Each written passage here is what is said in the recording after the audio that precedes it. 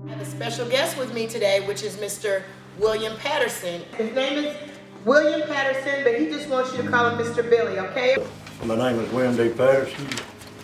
I'm 62 years old, and I've smoked cigarettes all my life.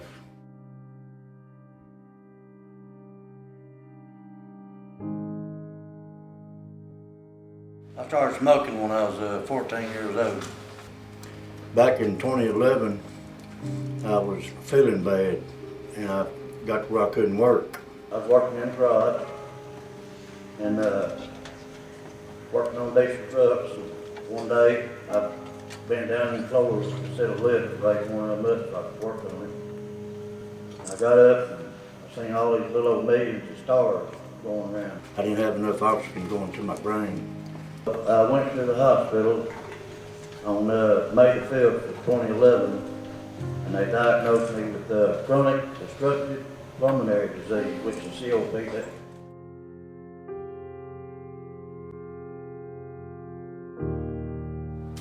I started going to the hospital, and they put me on inhalers for about 2 years.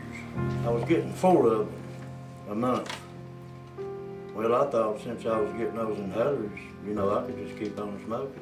And they kept telling me, well, you need to quit smoking, you know. And I'd tell them, well, I'm trying, you know, but really I wasn't trying. I just kept smoking.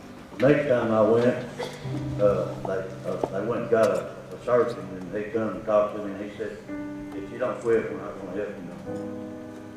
So I decided right then I'd better quit. I had a bad problem. June the 29th of 2013, I quit smoking. It was real hard. I done the everything you could do, and the only thing that got me off the cigarettes was the nicotine lozenges.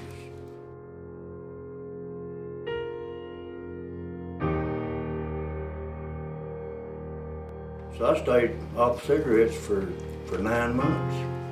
Boy, I felt good. I mean, everything was going good. My breathing was getting a lot better. My smell had come back real good.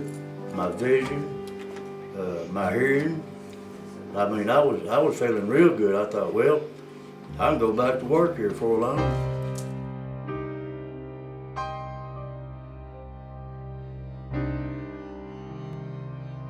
My MIG welder that I use when I weld some stuff on cars, like exhaust pipes and stuff when they get a leak in them.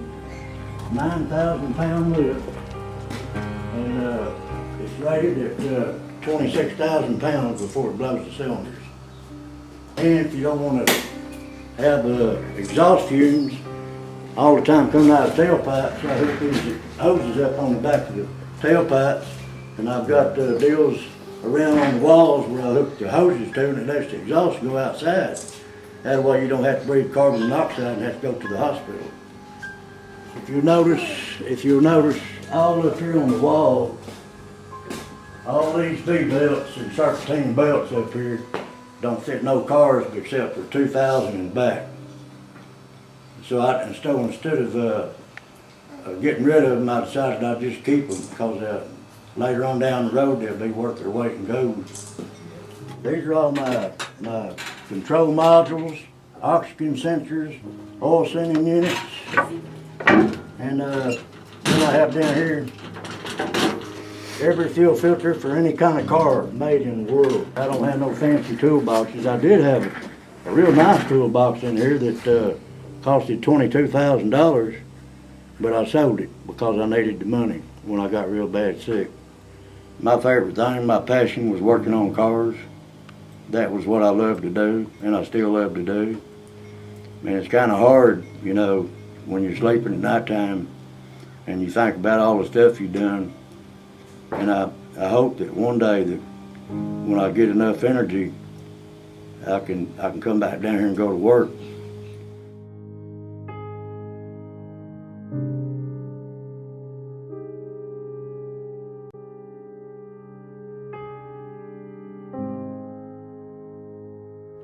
Nine months went by, and on Monday, on the 18th of March of this year, I went to the restroom and something was real hot with my leg, you know, kind of mushy.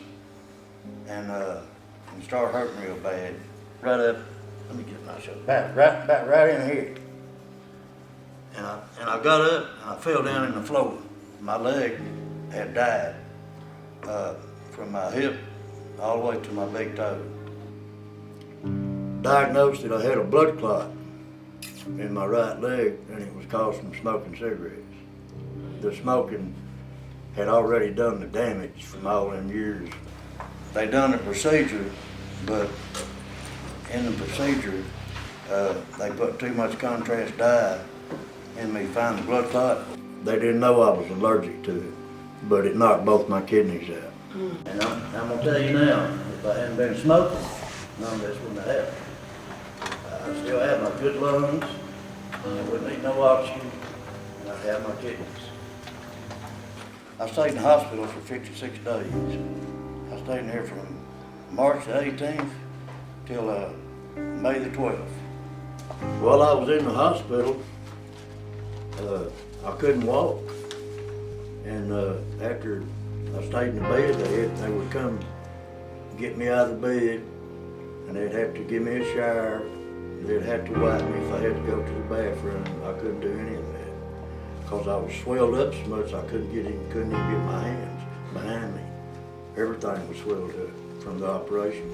They had to get me ready for dialysis, and that means you'd be hooked up to a machine, and you go 3 times a week, and you lay there 4 hours, and they hook hoses to you, and they take all your blood out of your body, and they put it back in your body, and they clean it. Because your kidneys are like a filter. They filter all the bad stuff out of your body. And if your kidneys don't work, you have to get rid of that bad. They had to, what they done on the dialysis, they had to put the first 2 weeks, after the blood clot, they had to put a port in me. They put it in my neck.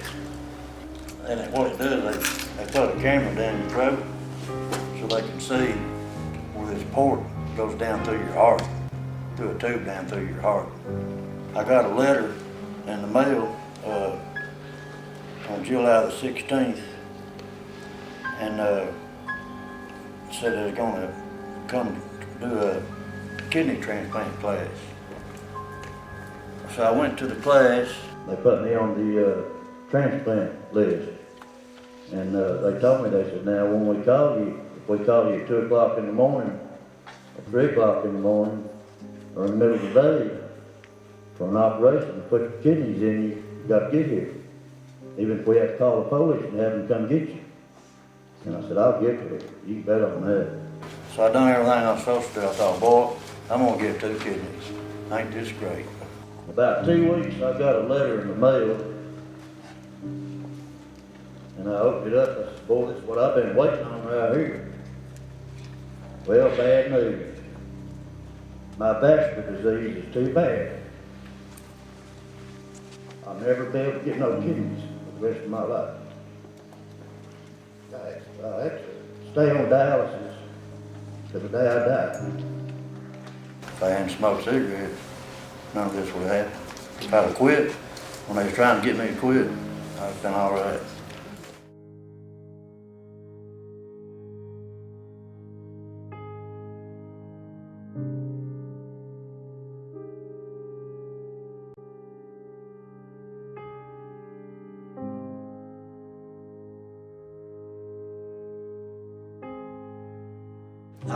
I can't have any pickles, I can't have any mustard, I can't have any ketchup, I can only have 2 pieces of bread each day, I can't drink any Coca-Colas, I can't have any ice cream of any kind, no chocolate candy. See this mark on this cup? That's what I can have each day, no more than that. That's what, about 2 glasses? That's all I have each day. See, because if I get too much fluid on me, then that might cause me to have a heart attack.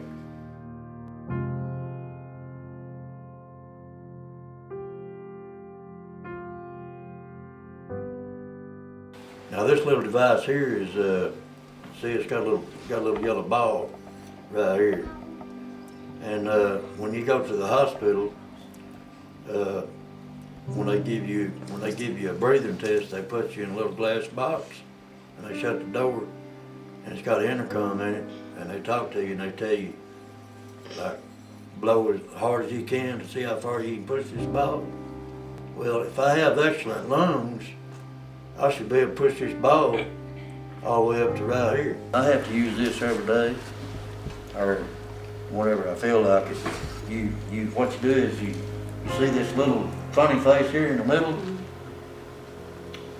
You see this little yellow thing right here?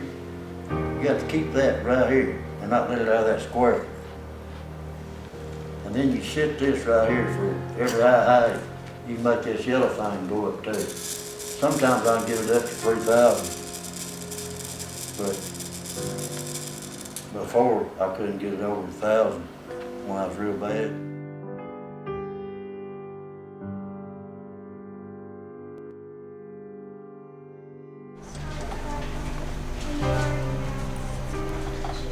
I was stupid. See, I didn't listen. My dad tried to get me to quit, and I wouldn't do it. I thought it was big. I was running out of a cigarette in my mouth. I didn't know it would hurt. What would you say to somebody, I guess, that you saw get into a bad habit, like to prevent them?